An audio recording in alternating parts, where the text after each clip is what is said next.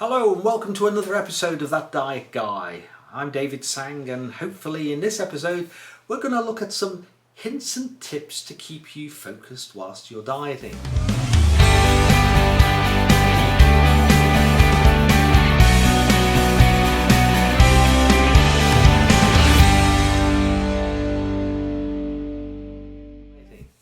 That's one of the questions I've been asked quite a lot is, okay, do I have any hints and tips to keep you focused? First of all, when you start a diet, week one tends to be relatively straightforward. It's all new and head into it, and it's going to be a new body that you're going to have a look at, and you're all fired up, ready to go. And most people can stick to a diet for a week. Second week, people tend to get a little bit more bored.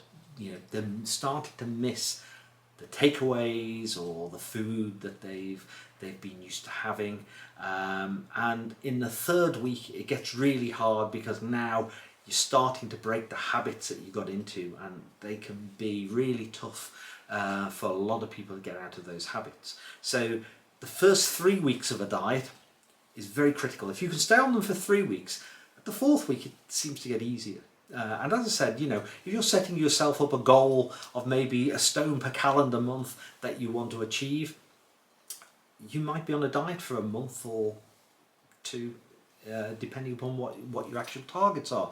So make yourself a plan across that 8 weeks of how you're going to keep yourself motivated. That's tip number one. Plan it out. First week, as I say, most people can do that, no problem at all. Second and third week it gets harder. You've got to keep yourself motivated. Make sure when you're starting a diet there's nothing happening in those first 2 weeks. That's my second tip. If there's going to be an anniversary or a birthday or whatever, start afterwards.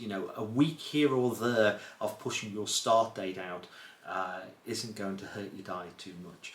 But if you fall off plan on the second or third week because you've gone out for a celebratory meal or something, then that can be a killer for your whole diet. So that's a tip. Get your start date right. Clear your calendar for at least the first 3 weeks. After that it gets a bit easier. Even if you do have to go out for a celebratory meal, that's one day or one meal off plan.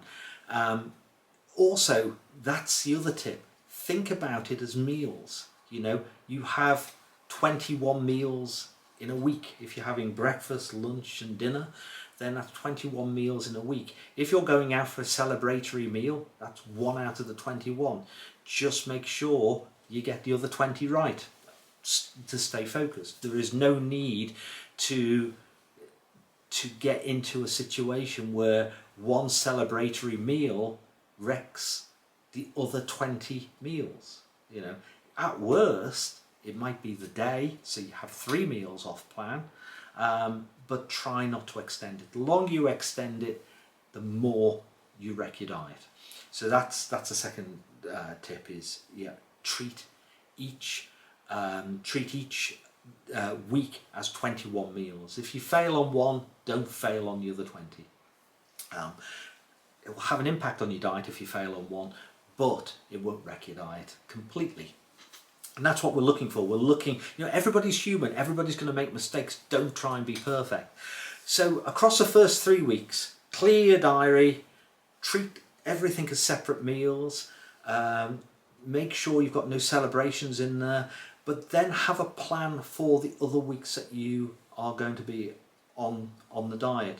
And quite often I say to people, be visual. Visual are a great motivator. The scales are a motivator when you're losing weight, but sometimes you don't lose as much weight as you want to in the week, and that's mainly because maybe when you've weighed yourself, your body isn't as light as you wanted it to be at that moment. It doesn't mean that you're not going to lose a weight, or it doesn't mean you're not going to be at your target weight within the time scales that you want.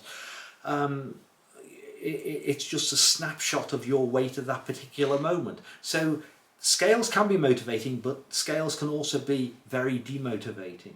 So try not to use them as an indicator. Don't take the numbers to heart. Be very visual. One of the things that most people have in their wardrobes is clothes that don't fit them. If you haven't, then you're one of the first people that I know that hasn't. But go into your wardrobes and let's use these clothes as the motivators across the next few weeks. So what you're best doing is going into your wardrobe, getting out the clothes that you can almost get the button done on, the clothes that there is no way that that button is going together yet, and the clothes that you can't even get into the legs at the moment. So if you get a series of clothes that are progressively smaller, use them as motivators to get into. So if over a period of your diet, let's say for instance you're losing, I know I'm using this quite a lot, but let's say for instance your goal is about 2 stone to lose, then that's got to be a couple of dress sizes for women, and certainly it's going to be a good few inches off your waistline for men. So the idea is get your smaller clothes that you think you're going to set yourself as a target to get to over that period of time, put post-it notes on them and put dates on them. And this is important, you've got to commit to a date to doing it, because if you don't commit to a date, then you're just lengthening out the deadline. But what I actually find is, get a paper clip or a clothes peg or something and put a post-it note on. Don't print it to the clothes, it tends to stain. I know that from having kids. So put a post-it note on it, put a date on it, and then go back and try those on at that date. Use those smaller clothes you've got in the wardrobe that have been sitting there for a while, that you now want to get back into, and I guarantee that they will be much more motivational to you when you can get back in them than you would do if you were going to go onto the scales and just see a bunch of numbers. The numbers are really interesting on the scales at first, but they don't mean anything once you get used to seeing them. If you're losing 1, 2, 3 pounds per week, then you get used to that number. They're not motivational. If you can get into a pair of jeans that you've not been able to get into for the past 2 years, that is hugely motivational by comparison to a set of numbers on the scale. So my tip here, clear your schedule, make sure that you aren't starting your diet where in the first couple of weeks you have a celebratory meal or a birthday or anniversary or anything like that starting. Push your start date till after that, till at least the first 3 weeks are clear. Put a plan together. Plan how long you're going to be on the diet.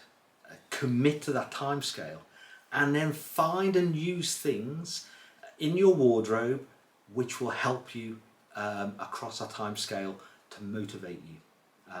Also, don't do the diet in secret. Final tip, don't do the diet in secret.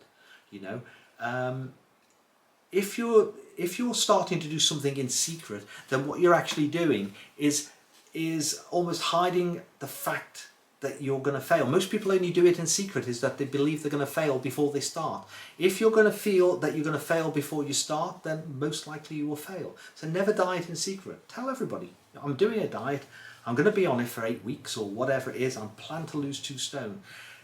The more people you tell, the more you're committing it to, the less likelihood is that you're going to fail. That's it, guys.